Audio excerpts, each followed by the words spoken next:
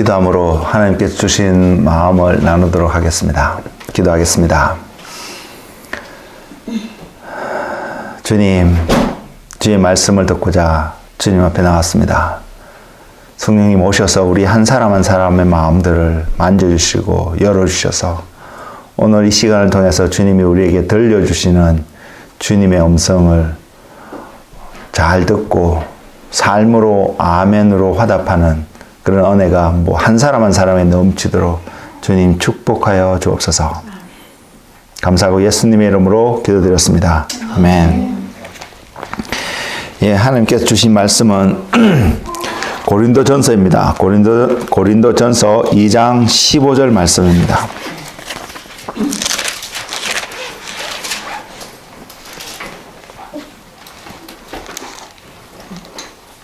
죄송합니다. 2장 16절입니다. 2장 15절이 아니라 2장 16절입니다. 고린도전서 2장 16절의 말씀입니다. 한 말씀 읽고 주님께 주신 마음들을 나누도록 하겠습니다. 누가 주의 마음을 알아서 주를 가르치겠느냐? 그러나 우리가 그리스도의 마음을 가졌느니라. 아멘. 네, 오늘 여러분들과 함께 나눌 말씀은 그리스도의 마음이라는 제목으로 함께 나누기로 합니다. 믿는다고 말하는 우리 모두 그리스도인들에게 있어서 정말로 가장 최고의 축복의 삶은 매 순간 이 땅에서 삶을 살아가는데 그 삶 속에 예수 그리스도의 마음으로 충만해지고 그 마음이 드러나는 어떤 형태의 어떤 모습의 삶이라고 믿습니다. 이 말은요, 이 뜻은 우리의 삶이 그리스도의 마음을 아는 데서 출발을 해서 거기서 시작을 해서 그분의 마음에 합한 자의 그분 마음에 흡족함을 드릴 수 있는 어떠한 그런 형태의 삶으로 우리가 온전히 살아가는 그 삶을 이야기하고 있습니다. 이런 관점에서 바라보면요, 성경의 수많은 인물들 가운데 한 사람이 특별하게 생각나는 인물이 있습니다. 여러분들도 이미 눈치를 채시고 기억하시고 생각을 하시겠지만 바로 하나님의 마음에 합한 자라고 칭함을 받았던 다윗이라는 사람입니다. 그리고 이 다윗이라는 인물에 대해서 이 하나님의 이 표현은 사무엘 상하에서 기록되어 있는 표현이 아닙니다. 물론 그 내용 속에서 이것을 표현할 수밖에 없는 내용들과 하나님의 또 다른 형태의 표현들이 사무엘서에서 기록을 하고 있지만 하나님 마음에 합했다는 이 표현들은 사도행전에 와서 그 표현이 기록되어 있습니다.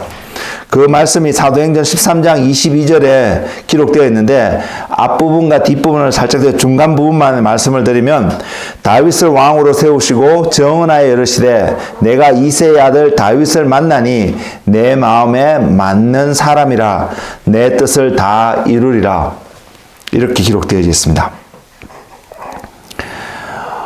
이 말씀을 바라보고 가만히 주님께서 기억나게 하셔서 이렇게 적게 하고 보게 하고 읽게 하는데 순간 제게 주시는 마음이 하나 있습니다. 주님께서 그냥 우연의 일치로 그냥 가만히 그냥 하나님의 그냥 계획 속에서 다윗의 자손으로 오신 것만이 아니겠구나라는 생각이 들었습니다. 수많은 사람이 있습니다. 수많은 사람이 있는데 굳이 다윗의 자손으로 오신 그 이유가 여러 가지 있을 수 있습니다. 첫 번째로는 다윗이 왕을 예표하는 사람입니다. 그래서 주님이 다윗의 자손으로 오셨다는 것은 왕의 자손으로 오셨다는 것은 왕이신 것을 분명히 표현하는 표현이기도 하겠지만 오늘 이 말씀을 가만히 보면서 깨닫게 되는 것은 하나님의 마음에 합한 자의 자손으로 칭함을 받고 오신 주님이 그냥 하나님께서 우연히 한 사람을 선택해서 그의 자손으로 오신 것이 아니겠구나라는 생각을 가지게 되었습니다. 그 말은 하나님의 마음에 합한 자의 자손으로 오신 예수님의 그 모습 속에서 우리에게 던져주시는 전하고자 하는 하나님의 메시지가 있음을 분명히 발견할 수 있습니다. 주님과 다윗의 삶을 비교해서 뭐 이렇게 설명하는 것은 어쩌면 우스운 일일 수 있겠지만 그만큼 다윗의 삶은 누구보다도 주님의 마음, 하나님의 마음에 합한 자의 삶을 살았다는 것은 우리의 어떤 정언과 이야기가 아니라 하나님께서 그렇게 증거하고 계심을 우리는 먼저 기억을 했으면 좋겠습니다. 그리고 그의 자손으로 육신을 입고 이 땅에 오신 예수님의 삶을 통해서 우리는 분명히 발견하게 될 것입니다. 그분이 예수님의 삶이 하나님께 얼마나 흡족한, 하나님 마음에 얼마나 합한 자의 삶을 이 땅에서 사셨는지 말입니다. 하늘에서 예수님이 세례받으실 때도 하나님께서 그런 말씀을 하셨고요.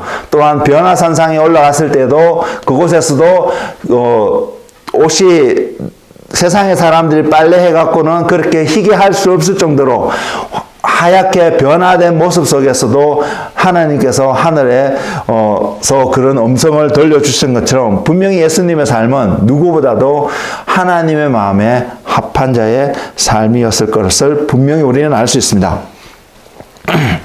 주님의 마음에 합한 자의 삶 또는 주님의 마음을 가진 자로서의 삶을 달리 또 한번 표현을 해본다면 주님을 얻는 자의 삶을 사는 사람이라고 분명히 말씀드릴 수 있습니다. 그래서 저와 여러분이 그리스도를 믿는, 그리스도를 알고자 하고 그분을 믿는 삶을 살아가기를 소망한다면 우리의 지금의 삶의 모습이 어떠한 모습을, 어떠한 형태를 취하고 하고 있더라도 우리의 궁극적인 결론적인, 결과적인 우리의 삶의 모습은 그리스도를 얻는 삶이 되어야 된다고 믿습니다. 그래서 저와 여러분이 믿음 생활, 신앙 생활 하는 데 있어서 그 과정이 어떠한 모습을 어떻게 보이든 우리가 늘 초점을 맞추고 관심을 가진 것은 내가 이 삶의 여정을 다 마쳤을 때 또는 이 삶의 여정을 가는 그 과정들이 하나님을 알게 되고 그리스도를 얻게 되는 삶인지를 우리가 늘 점검하며 갈 수 있는 은혜가 우리 가운데 있기를 원합니다. 그러면 우리는 사람들이 환경이 무엇을 말하고 사람들이 무엇을 이야기하는데 관심을 쏟는 것이 아니라 하나님께서 지금 나의 삶을 내가 지금 이렇게 살아가는 어떤 삶의 모습을 바라보시면서 하나님이 어떻게 평가하실까? 하나님이 어떻게 이것을 바라보고 계실까에 우리의 마음이 더 관심을 갖게 될 것입니다.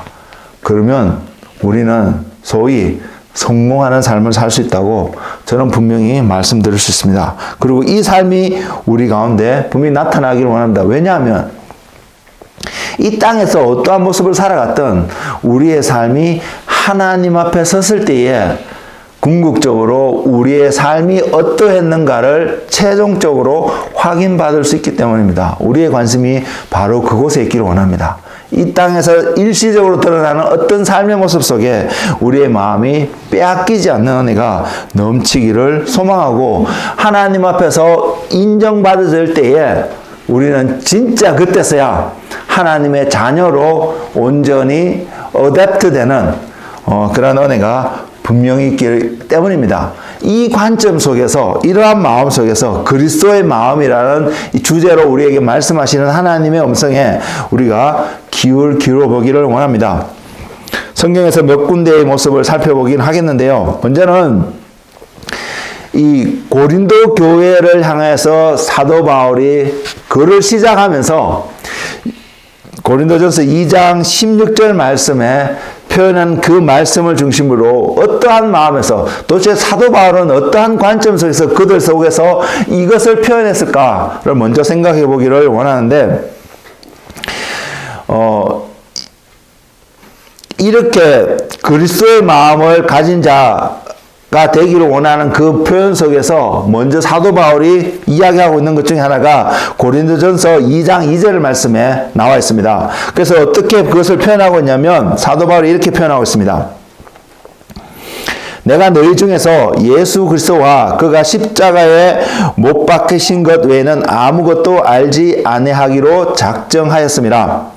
자, 사도 바울의 어떤 결심을 이 스테이먼트 속에 이 말씀 한 구절 속에서 발견하게 되는데 그리스도와 그리스도의 십자가가 주님께서 십자가에 못 박히신 것을 고린도 교회에 있는 사람들 안에서 그것을 발견하고 찾기를 원한다고 분명히 고백하고 있는 모습이 있습니다. 그럼 왜 이런 고백을 하게 되냐? 이것을 한번 살펴볼 필요가 있는데, 사도 바울이 고린도 교회에 있는 교인들을 바라보면서 표현하고 있는 이 표현이 또한 하나님께서 저와 여러분들을, 세상에 있는 수많은 교회들을 바라보면서 동일하게 표현하시는 하나님의 마음이 아닐까 먼저 생각이 듭니다. 고린도 교회는 우리가 성경을 통해서 몇 가지를 확인할 수 있는데요. 문제들이 좀 있었던 교회였습니다. 그 중에 한 가지는 사람들 간에, 그 성도들 안에 나는 바울에게 속했다, 나는 아볼로에게 속했다, 나는 그리스도에게 속했다 라고 말하면서 소위 오늘날 언어로 보면 계파가 나눠지는, 당이 지어져 있는 어떤 모습 속이 있었습니다. 그 모습 속에서 서로가 싸우고 하는 이런 모습들이 있었습니다. 또한 고린도 교회에서 발견되어지는 한 모습은 고린도전서 6장인가 거기서 사도 바울이 표현을 하고 있는데요. 이방인 중에서도 일어나지 않는 어떤 음행의 어떤 행위들이 그들의 모습 속에 있었음을 성경은 표현하고 있습니다. 그리고 또 이 고린도전서 12장과 14장 은사에 대해서 이야기를 하면서 그 배경이 되어지는 한 내용들이 어떤 내용이냐면, 그 고린도 교회에 있는 각 사람에게 나타난 강력한 하나님의 은사로 말미암아 고린도 교회는 무질서한 어떤 모습들이 많이 드러나고 있었습니다. 그래서 이런 것들을 바라보고 있으면 오늘날의 우리 교회의 모습들도 이러한 모습들이 많이 드러나고 있지 않나, 이런 생각들을 하게 되고, 그 고린도 교회의 모습들이 지금의 모습과 많이 오버랩되면서 하나님께서 우리를 향해서 너희 안에 다른 어떤 것보다도 예수 그리스도와 예수 그리스도의 십자가가 너희 안에서 내가 찾기를 원하고 발견되기를 원한다고 말씀하고 계신 하나님의 음성에 귀를 기울이지 않을 수 없다고 생각합니다. 왜 이런 이야기를 사도 바울이 하게 됐는지를 곰곰이 묵상해 볼 때에, 먼저는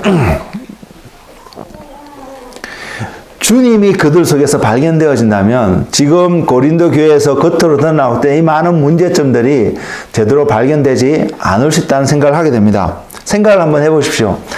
각자 열심히 주님을 믿는다고 말하고 있는 당시의 사람들이 나는 아볼로파다, 나는 바울파다에 속했다고 있는 각자의 사람들이 바울에게 연락을 할 때마다 그런 이야기를 하지 않았을까요? 저 사람은 어떻고, 저 사람은 어떻고, 이게 맞을 텐데, 저 사람은 저렇게 해서 문제가 되고, 저 사람은 저렇게 해서 문제가 되고, 꼭 모두는 아니고 본인들만 또는 그 그룹들만 하나님을 온전히 믿는 것처럼 그러한 표현들과 그러한 내용들이 사도 바울의 길에 다른 각 입장에 따라서 들려지지 않았을까, 이런 생각이 되어집니다. 그리고 그것을 바라보고 있던 사도 바울의 마음 또한 많이 아팠을 거라고 이런 생각이 되어집니다. 그러면서 사도 바울이 하나님 앞에 기도했을 때에 그가 내릴 수 있는, 그가 하나님 앞에서 얻을 수 있는 최고의 정답이 고린도전서 2장 2절에 있는 말씀처럼 너희 중에 예수 그리스도와 그가 십자가에 못 박히신 것 외에는 아무것도 알기를 원하지 않는다라는 고백이 아닐까 생각을 하면서요. 그러면 왜 예수 그리스도와 그가 십자가에 못 박힌 그 내용이 그들 가운데 있으면 우리가 바라보게 되는 말씀 속에서도 확인되어지는 고린도 교회 안에 있던 분쟁과 갈등들 말입니다. 이런 것들이 다 잠잠해졌을까 생각해 보면 첫 번째는 이것입니다. 예수 그리스도가 누구이십니까? 그분이 메시아다, 구세주이다, 만왕의 왕이다, 이런 표현을 다 놔두고도요, 예수 그리스도가 우리 안에서 발견되어진다면, 예수 그리스도가 여러분 안에서 온전히 발견되어진다면 명확하게 한 가지 것이 그곳에서 쓰여지고 표현되어지는 것이 있습니다. 그것이 뭐냐면 그리스도가 나의 주인이라는 사실입니다. 예수님이 나의 머리라는 사실입니다. 고린도 교회뿐만 아니라 오늘날 존재하는 수많은 교회의 머리가 예수 그리스도라고 온전히 세워져 있다라면 우리가 생각할 수 있는 모든 갈등들은 분명히 일어나지 않을 것입니다. 여러분, 여러분의 양손이, 여러분 양손을 다 갖고 계시는데, 이 오른손이 왼손하고 갈등을 일으키는 거 보셨습니까?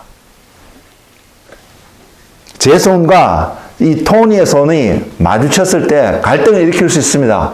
힘싸움을 할 수도 있고요. 힘을 통해서 내가 더 세다고 표현할 수도 있고, 여러 가지 어떤 표현들을 할 수 있는데, 내가 갖고 있는 제 오른손과 왼손은 갈등을 일으키지 않습니다. 왜냐하면, 한 머리 가운데 연결되어져서 소위 통치를 받고 있기 때문입니다.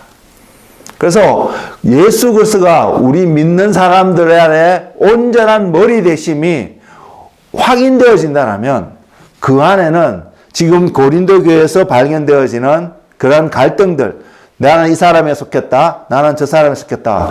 큰 교회 안에서도 그런 일들이 일어나죠. 어떤 목사님께 속했던 그룹, 또한 어떤 목사님께 속했던 그룹, 이런 걸로 해서 갈등이 일어나고 있는 일들을 우리는 종종 듣습니다.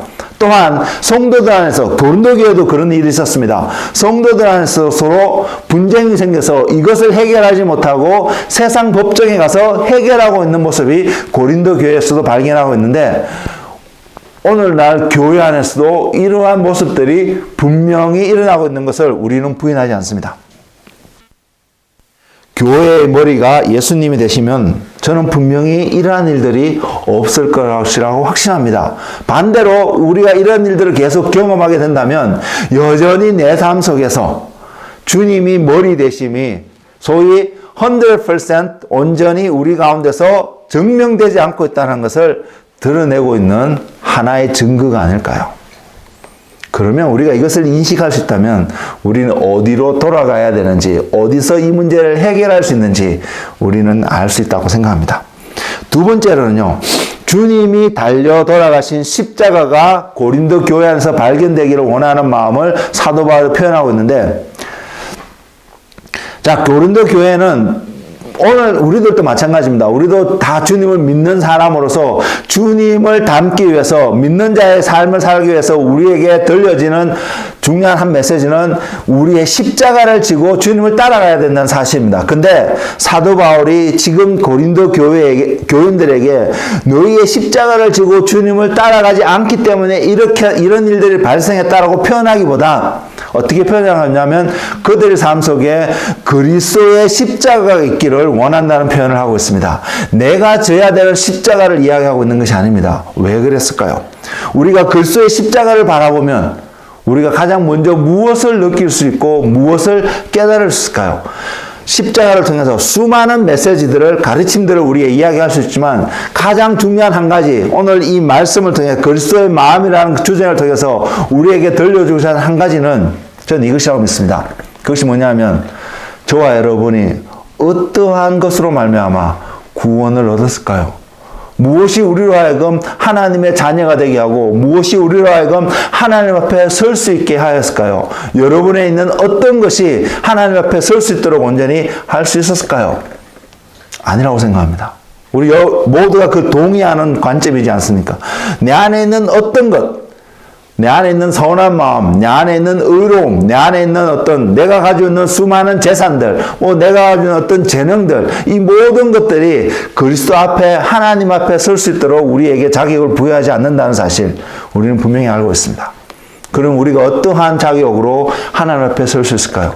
그것은 주님이 달리신 십자가로 말미암아 그곳에서 일어났던 주님이 이루어졌던 그 사건으로 말미암아 우리는 하나님 앞에 온전히 설 수 있음을 알 수 있습니다. 그래서 우리가 그 십자가, 주님이 달리신 십자가가 내 삶 속에서 온전히 확인되어지고 발견되어진다면 우리는 이것을 생각할 수 있습니다. 나는 아무 자격이 없는데, 나는 아무런 조건이 안 되는데 하나님의 은혜로 말미암아 내가 오늘 이 자리에 있고, 하나님의 은혜로 말미암아 주님 앞에 설 수 있고, 하나님의 은혜로 말미암아 거룩한 성도라 부르심을 입을 수 있었다는 사실 말입니다. 이 사실 하나만이라도 우리 삶 속에 늘 온전히 메시지를 던져주고 있다면, 계속해서 그 진리가 우리의 삶에게 들려질 수만 있다면 우리는 고린도 교회에서 드러났던 이 수많은 형태의 갈등과 어떤 문제점들을 우리는 보지 않을 수 있다고 저는 생각합니다. 그래서 사도 바울은 고린도 교회에 있는 교인들에게 또한 오늘 이 시대를 살아가는 우리들에게 하나님이 들려주신 한 메시지가 고린도전서 2장 2절에 있는 말씀처럼 오직 예수 그리스도와 그가 달리신 십자가 외에는 우리 안에서 발견되어지기를 원하지 않는다는 사실입니다. 그것이 온전히 발견되어지기를 원한다는 사실입니다. 그래서 저와 여러분 삶 속에 바로 이 예수 그리스도와 그분의 십자가가 내 안에 있다는 것이 늘 확인되어지는 그 은혜 가운데 살아가는 우리 모두가 되기를 원합니다. 그렇게 된다면 우리는 주님의 말씀처럼 서로 사랑하고 하나님을 온전히 경외하는 삶뿐만 아니라 주님의 제자인 삶을 세상을 향하여서 빛과 소금을 드러내며 분명히 살아갈 수 있다고 저는 믿습니다.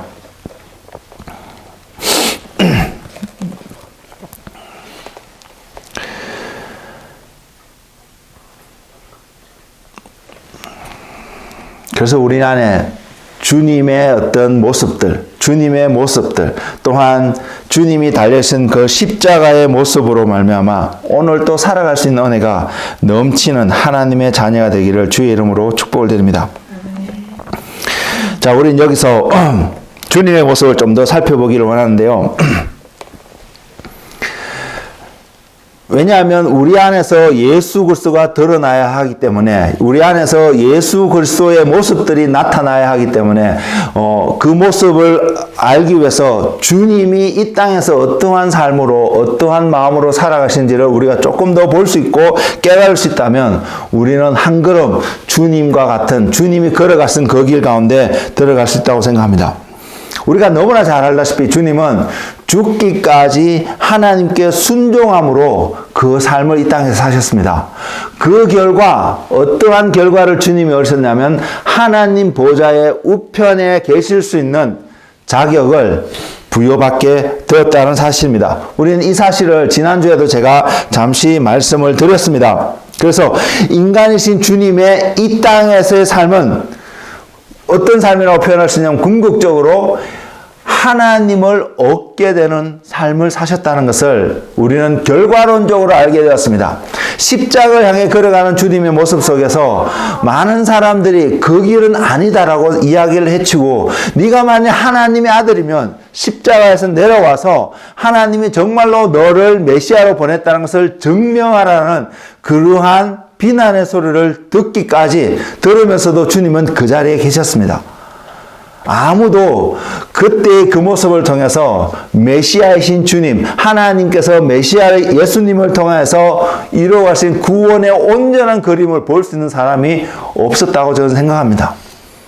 그러나 2000년 지난 우리들에게 더 은혜스러운 것은 그때의 그 사건을 통해서 하나님이 무엇을 행하셨는지 로마서의 기록을 통해서 우리는 확인할 수 있습니다. 그래서 하나님은 분명히 그 예수님의 죽기까지 순종하신 예수님의 이 땅에서의 삶을 통해서 하나님은 예수님을 죽음에서 이렇게 세우실 뿐만 아니라 하나님 우편에 계시게끔 하셨다는 사실을 우리는 기억하기를 원합니다. 그래서 우리는 이런 결론을 내릴 수 있습니다. 인간으로 오셔서 이 땅에서 사셨던 그분의 온 삶은 오로지 하나님을 바라보고 하나님 아버지와 동행하는 삶이었다는 사실 말입니다. 이것을 요한복음에서도 주님이 종종 증거하고 있습니다. 그래서 주님을 본 자는 하나님을 보았다라고 말할 수 있음을 주님이 증거하고 있고요. 또한 요한복음 1장 14절인가요? 거기서 주님의 모습 속에서 아버지의 독생자의 영광을, 하나님의 영광을 볼 수 있음을 성경은 분명히 증거하고 있습니다. 그래서 우리 이런 결론을 내릴 수 있습니다. 예수 그리스도를 통해서, 십자가의 길을 통해서 죽기까지 순종하시는 예수님의 이 땅에서 삶은 바로 하나님과 동행하는 삶이고 하나님을 증거하는 삶이며 더 나아가서 하나님을 온전히 얻는 삶이었다는 사실을 말입니다. 여기서 우리는 복음에 대해서 생각해 볼 수밖에 없습니다.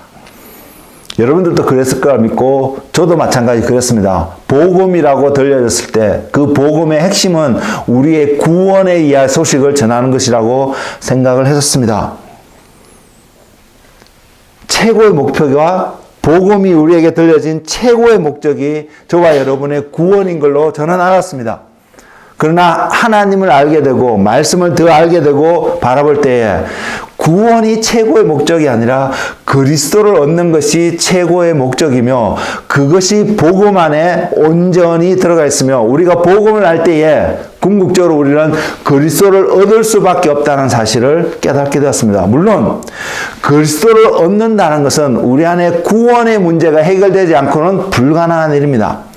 그래서 복음은 우리에게 들려진 하나님의 복된 소식은 우리로 하여금 그 구원의 과정을 통해서 구원의 궁극적인 결과인 예수 그리스도를 온전히 얻을 수밖에 없는 그 자리까지 저와 여러분을 부르신 하나님의 소식이라는 하나님의 음성이라는 사실입니다.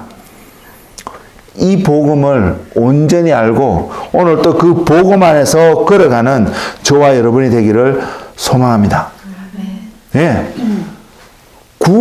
구원하는 그 출발점에서 우리가 서지 않으면 구원의 그 은혜와 감격이 우리 안에서 이루어지지 않으면 우리는 분명히 주님을 얻는 자리까지 온전히 나아가지 못할 것입니다. 그래서 우리 안에서 구원의 감격이 날마다 충만하고 드러나기를 원하고 그 결과로 끝까지 그 과정을 완수했을 때 주님을 온전히 얻을 수 있는 그런 은혜가 저와 여러분 삶 속에 부족하지 않는 하나님 은혜로 채워지기를 소망합니다. 그러면 우리는 마지막 날 우리가 하나님 앞에 섰을 때에 우리 안에서 표현되어진 예수 그리스도로 말미암아 우리는 정말로 그때는 온전히 감격과 감사의 온전한 하나님 앞에 드려지는 예배를 우리는 할 수 있다고 저는 믿습니다. 그런 은혜를 소망하면서 오늘 또 믿음의 여정을 걸어가는 한 분 한 분 되시기를 주의 이름으로 축복을 드립니다.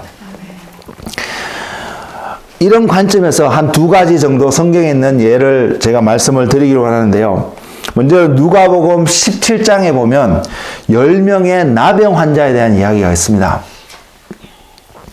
이 10명의 나병 환자, 예수님이 지나가시는 예수님이 근처에 있다는 소식을 듣고 그들은 소리를 높여서 주님 앞에 요구했습니다. 우리를 불쌍히 여기달라고. 그래서 주님께서 그들에게 묻습니다. 너희가 원하는 것이 무엇이냐고. 그런 관점 속에서 주님께서 그들에게 무엇을 말씀하시냐면 가서 내 몸을 제사장에게 보일 것을 주님께서 말씀하십니다. 그래서 그 이야기를 듣던 10명의 나병 환자들은 제사장에게 몸을 보이는 그 여정을 출발했습니다. 그리고 성경이 분명히 표현하기를 그들이 가는 도중에 제사장께 가기도 전에 이미 그들의 몸이 다 나았음을 확인할 수 있었음을 성경은 보여주고 있습니다. 그때에 순서적으로 어떻게 된지는 잘 모릅니다. 그때 분명히 확실한 것은 한 명의 나병 환자가 주님께로 돌아왔던 장면이 누가복음 17장에 기록되어 있습니다. 그러면서 주님이 하시는 말씀이 왜 한 사람밖에 돌아오지 않았느냐? 모두가 다 낫지 않았느냐? 라는 것을 주님이 확정하여 주고 계십니다. 그러면서 주님이 하시는 말씀이 사마리아인 이 이방인만 하나님께 들어와서 하나님께 영광을 돌리게 되었느냐고 말씀하시면서 이 사람에게 내가 구원을 얻었으니 돌아가라고 말씀하고 계시는 장면이 누가복음 17장이었습니다. 주님께서 이들에게 어떠한 것도 말씀하지 않고 그들의 몸을 제사장에게 보이라고 하셨습니다. 왜냐하면 그들이 다 나았다는 것을 먼저는 증거할 수 있는 분이 오늘날은 의사가 그 일을 했겠지만 당시에는 제사장이 그 일을 하였습니다. 왜냐하면 하나님의 말씀에 근거했어요. 율법에 따랐어요. 그래서 주님은 그들을 보냈습니다. 근데 주님께로 돌아와서 하나님께 감사와 찬양의 경배를 드린 자는 한 사람밖에 없었다는 사실을 우리는 성경을 통해서 확인할 수 있습니다. 이 내용을 통해서 깨닫는 것 한 가지는 말입니다. 그 10사람의 관심사가, 적어도 그 9명의 그 관심사가 하나님께 있었다기보다는 자기의 몸의 어떤 병들이 치유되는 것에 관심이 있었다는 것을 확인할 수 있습니다. 물론 이들이 온전히 완치함이라는 선을 얻기 위해서 제사장에게 그들의 몸을 보였을 거라고 생각을 합니다. 그럼에도 불구하고 그들의 삶 속에서 하나님이 그들의 삶을 치유하셨다라는 그 하나님의 존재를 추측해 보는데 이들은 유대인이었던 것 같습니다. 하나님을 아는 백성이고 하나님의 백성이라고 자부하는 그들의 삶 속에서 하나님이 치유하셨다라는 그러한 인식하는, 인정하는 믿음의 선포의 모습들이 그들의 삶 속에 없었던 것을 주님과 이 치유받은 사마리아 그 사람과의 대화 속에서 알 수 있습니다. 오늘날도 우리도 얼마든지 이러한 오류 가운데 빠질 수 있다고 생각합니다. 수많은 사람들이 교회 안에 나오고 있습니다. 그래서 여러 가지 모습으로 여러 가지 활동들을 하고 있는 모습들을 바라봅니다. 근데 그 모두의 관심사가 하나님이 아닐 수 있음을, 예수 그리스도가 아닐 수 있음을 우리는 종종 확인하지 않습니까? 이 치유받은 9명의 이 환자도 동일한 상황이었다고 저는 생각을 합니다.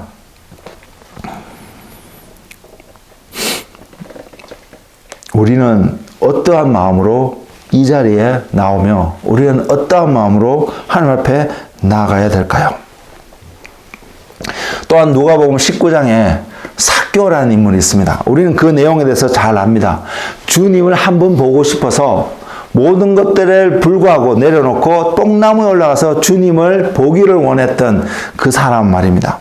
그래서 주님을 볼 수 있을 거라 생각하고 주님이 가시는 길 가운데 아마 삭개오가 생각할 때 내가 저 한 뽕나무에 올라가면 주님을 가장 잘 볼 수 있을 거야. 어쩌면 자신의 부끄러운 모습들을 감추고 드러나지 않고 몰래 숨어서 주님을 바라보는 기쁨을 누리기 위해서 그는 그 계획을 갖고 뽕나무에 올라갔을지도 모르겠습니다. 그러나 주님이 그 밑을 지나가시면서 그곳을 지나가면서 멈추셨습니다. 멈춰서고 삭개오를 바라보시며 아마 올려다 쳐다보셨을 것입니다. 그걸 바라보시며 삭개오에게 내려오라고 말씀하십니다. 여기서 끝난 것이 아닙니다. 저는 그전에는 깨닫지 못했는데 오늘 이 말씀을 준비하면서 보게 되었는데요.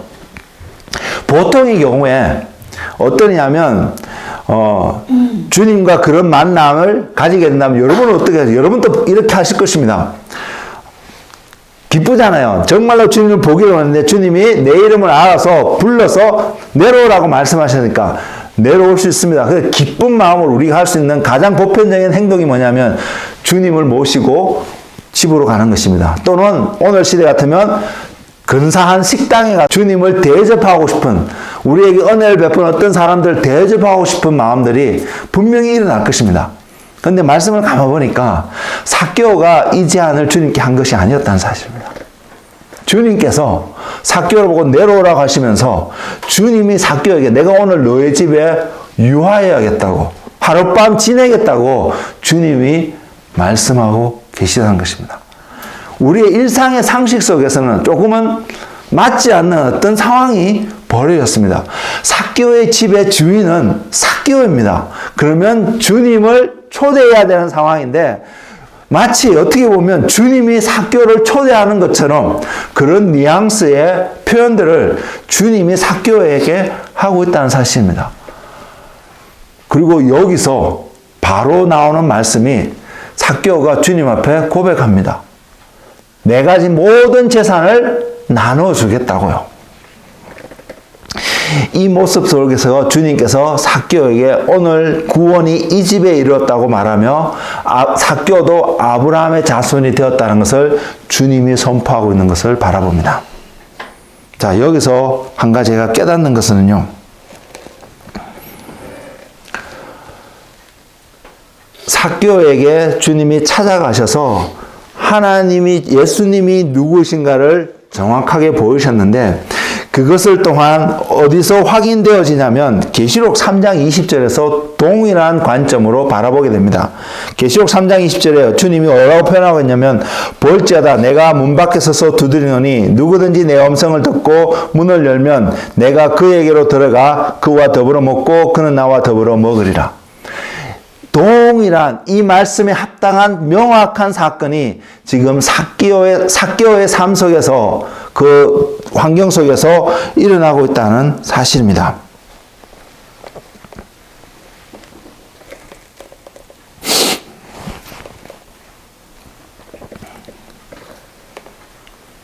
물리적으로는 분명히 주님이 삭개오의 집에 들어가서 같이 식사도 하고 또 수많은 하나님 나라의 가르침을 분명히 전했을 것입니다.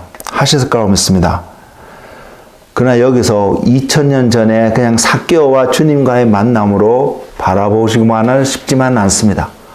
저희가 방금 전에 말씀드렸던 것처럼 계시록 3장 20절에서 기록하고 있는 주님의 말씀처럼 오늘날 주님께서 많은 사람들을 향하여서 문 밖에서 서서 두드리니 누구든지 나의 음성을 듣고 삭개오가 주님의 음성을 듣고 내려왔을 때에 주님이 삭개오의 집에 머물 수밖에 없었던 그 사건이 우리 모두에게도 동일하게 일어나는 그런 은혜의 사건이 되었으면 좋겠습니다. 그 주님의 음성을 듣는 삶이 저와 여러분의 삶이 되기를 원합니다. 그래서 주님이 우리의 삶이라는 그 문 밖에 서서 기다리고 계시는 주님의 모습이 아니라 우리 삶이라는 문 안에서 주님과 함께 살아가는 그래서 주님의 제자가 되는 은혜가 있기를 원합니다. 삭개오는 그 주님을 어쩌면 굉장히 짧은 만남이었는데 그 만남을 통해서 주님의 마음을 얻게 되었습니다. 그래서 그는 소위 물리적으로는 삭개오 집일 수 있는 그 공간 안에서 주님과 함께하는 즐거움과 기쁨을 누릴 수 있었던 것처럼 오늘 사는 우리들에게도 동일한 은혜가 넘치는 하나님의 자녀들, 주님의 제자가 되는 그런 은혜가 넘치기를 소망합니다. 저는 오늘 여러분들에게 한 두 가지 정도 성경에 기록된 어떤 예들만 잠시 말씀을 드렸습니다. 그러나 성경을 좀 더 자세히 읽어보시면 우리가 교회 전체적으로 성경을 읽고 있는데 성경을 읽어보시면 하나님을 얻는 삶, 주님을 얻었던 자들의 삶이 어떠했는지 어떻게 해서 그들이 주님을 얻게 되는지를 분명히 발견하는 은혜가 분명히 있을 거라고 생각합니다. 그래서 우리도 그러한 자리에 가기를 소망합니다. 수많은 이들이 주님을 통해서요, 자신의 필요들이 채워지는 것들을 성경에서도 기록하고 있고요. 오늘날 세상에 있는 많은 간증이라는 그 글 속에서, 책들 속에서도 기록하고 있습니다. 그러나 성경에서 보다시피 하나님을, 주님을 얻는 그 사람들은 많지 않았음을 우리는 바라볼 수 있습니다. 심지어는 주님의 제자들도 마찬가지였습니다. 주님이 잡히시고 십자가에 달려 돌아가시기까지 제자들의 삶의 모습은 주님으로 충만한 것 같고 주님으로 만족할 것 같은 그들의 삶, 주님께 모든 것을 드릴 수 있을 것 같은 그들의 삶도 주님이 잡혀 돌아가시는 그날 밤에는 모두가 주님을 버리고 도망갔다는 사실입니다. 이게 우리들의 모습이라는 것입니다. 근데 여기서 우리는 머물 수가 없습니다. 왜? 오순절날 성령이 임하고 난 제자들의 삶을 볼 때에 그때서 그들은 진짜로 주님을 온전히 얻게 되고 그 주님과 함께했던 그 삶으로 말미암아 주님을 세상 가운데 온전히 드러내는 삶을 살 수 있었음을 성경은 보여주고 있기 때문입니다. 마찬가지입니다. 우리도 동일한 사람입니다. 연약한 사람이고 넘어지는 사람입니다. 그러나 제자들에게 임하셨던 동일한 성령이 우리와 함께하고 있다는 주님의 약속이 있기 때문에 우리는 또한 주님의 2000년 전에 먼저 삶을 살았던 주님의 12제자와 같은 삶을 우리 또한 살아갈 수 있음을 기억하길 원합니다. 무엇으로요? 성령님으로 말미암아요. 저와 여러분 안에 있는 어떤 것으로도 그 삶을 살아갈 수 없습니다. 그러나 성령님으로 말미암아 우리는 그 삶을 살아갈 수 있는데, 왜냐하면 주님이 약속하신 성령님이 저와 여러분 삶 속에 오시면 어떤 일이 나타나면 요한복음 16장 14절에 그 말씀이 기록되어 있습니다. 내가 내 영광을 나타내니 그가 내 영광을 나타내니 성령님이 주님의 영광을 나타내니 내 것을 가지고 주님의 것을 가지고 우리에게 너희에게 알리시겠다고 주님이 약속하고 있기 때문입니다. 성령님이 우리 안에 계시면 주님의 영광을 우리 가운데서 분명히 드러낼 것입니다. 그리고 주님의 것을 가지고 우리에게 주님을 알리시는 일을 성령님께서 우리 가운데서 분명히 행하실 것입니다. 그래서 우리는 그 성령님을 구하는 자리에, 그 성령님과 오늘 또 함께 가는 자리에 그 삶을 구하는 믿음의 사람들이 되기를 원합니다.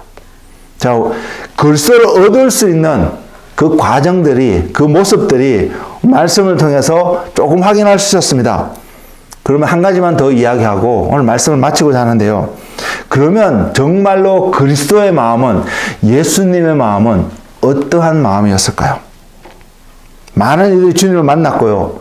그분의 말씀을 들었으며 그분을 통해서 엄청난 기적을 경험하였음에도 불구하고 그 모두가 주님의 마음으로 충만한 삶을 살지 못했다는 것은 우리가 확인할 수 있습니다. 그럼 어떤 사람은 그 주님을 얻는 자리에, 주님의 마음을 아는 자리에 끝까지 남아 있었으며 어떤 사람은 그러지 못했을까요? 그 기준이 될 수 있는 그 기준은 과연 무엇일까요? 여러 가지 것들을 이야기할 수 있다고 생각합니다. 그 중에 한 가지 오늘 우리에게 던져주시는 하나님의 답은요. 누가복음 18장 9절에서 14절 말씀을 통해서 확인할 수 있는데 누가복음 18장 9절에서 14절은 바리새인과 세리가 하나님 앞에 나와서 기도하고 있는 예를 주님이 들어주신 장면입니다. 그 두 부류의 사람들이 하나님 앞에 어떻게 기도하고 있는지 주님의 말씀을 통해서 그 결론을 14절에서 말하고 있습니다. 그 14절의 말씀이 뭐냐면 내가 너희에게 이르노니 이에 저 바리새인이 아니고 이 사람 세리가 의롭다 하심을 받고 그의 집으로 내려갔느니라. 그러면서 주님이 말씀하십니다. 무릇 자기를 높이는 자는 낮아지고 자기를 낮추는 자는 높아지리라. 주님의 마음이 바로 이 마음이었습니다.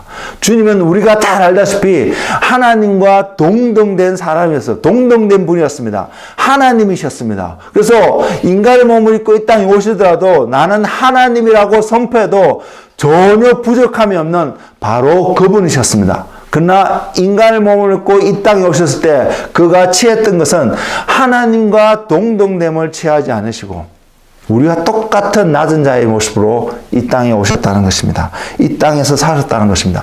하나님과 동등됨을 취하지 않는 마음입니다. 이것은 어떤 마음이냐면 반대되는 마음이 어떤 마음이면 아담이 선악과를 따먹었던 마음과 동일한 마음입니다. 당시의 사람들이 그룹이 되었어서 언어가 하나일 때 그 사람들이 한 힘을 모아서 바벨탑을 쌓고 하늘에 도달해 보겠다라고 말했던 그 마음과 동일한 마음이 바로 선악과를 따먹었던 마음입니다. 반대로 하나님과 동등됨을 취하지 않았던 예수님의 마음은 이러한 마음과 반대되는 바로 그 마음입니다. 주님이 그냥 겸손의 왕으로 표현되신 것이 아니라 이 땅에 육신의 몸을 입고 오실 때에 바로 이 마음으로 충만했기 때문입니다. 저와 여러분이 그리스도의 마음을 갖는다는 것은 바로 이 마음을 갖는 것이라고 생각합니다. 우리가 이 마음 가운데 있을 때 하나님이 우리 가운데서 하나님이 하나님 되심을 드러낼 수 있습니다. 이것이 우리의 마음이 되기를 정말로 소망합니다. 이게 쉽지 않은 것을 누구보다 전 잘합니다. 그래서 저와 여러분이 날마다의 삶 속에서 자신을 쳐서 복종시키는 그 자리, 하나님을 바라보고 있는 마음이 없다라면 이 주님의 이 낮아지고자 하는 이 마음을 우리는 가질 수가 없습니다. 여러분이 하나님을 온전히 신뢰하지 않는다면요, 세상에서 오는 주변에서 여러분을 향해서 칭송할 때도 마찬가지고요. 손가락 할 때도 동일한데 모든 환경 속에서 그들의 세상에서 오는 어떠한 것에 여러분의 삶이 영향을 받지 않고 여러분이 걸어가야 될 어떤 믿음의 여정들을 굳건히 지킬 수 있습니다.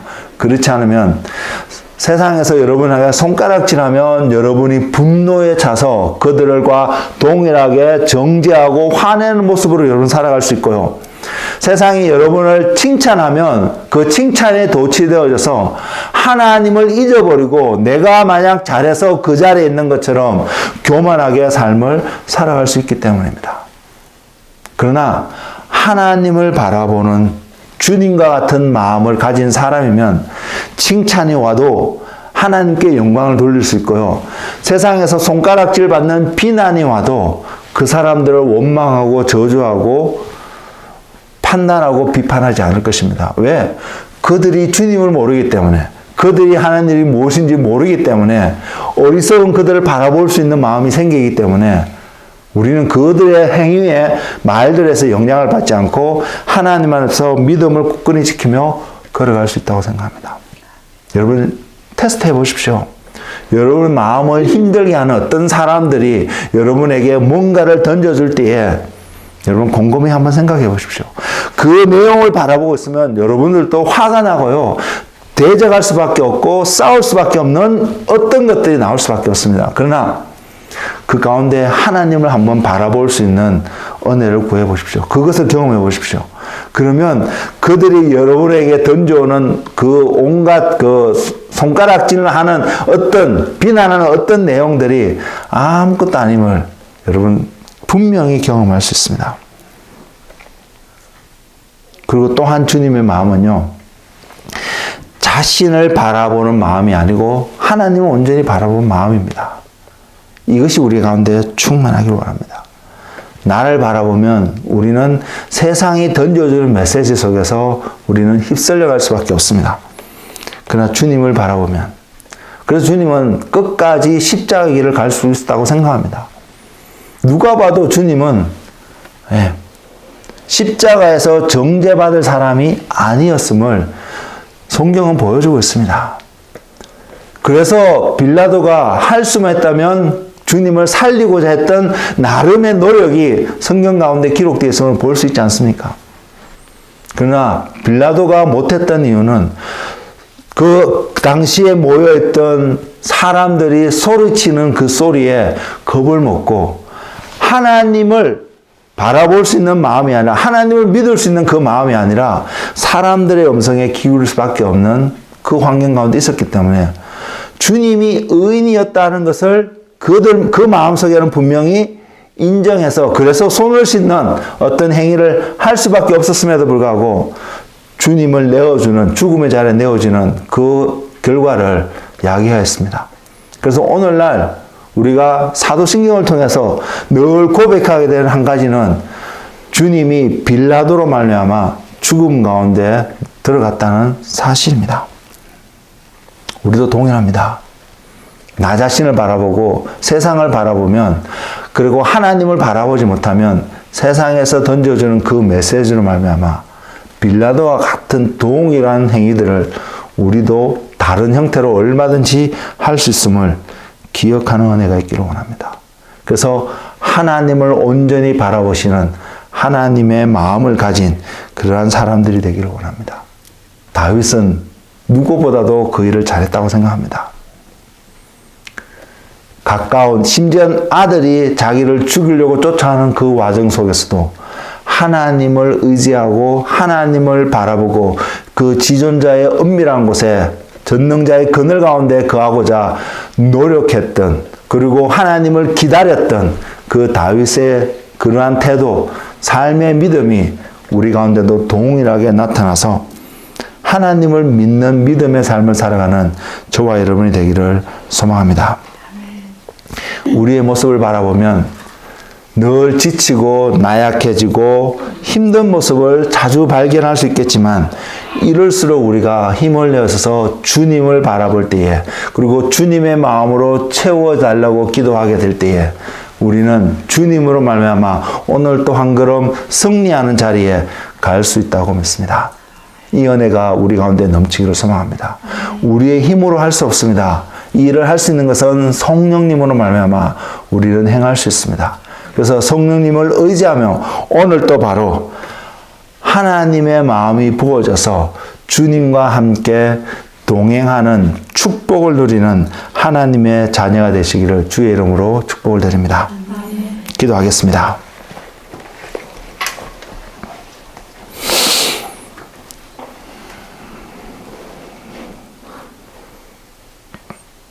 주님,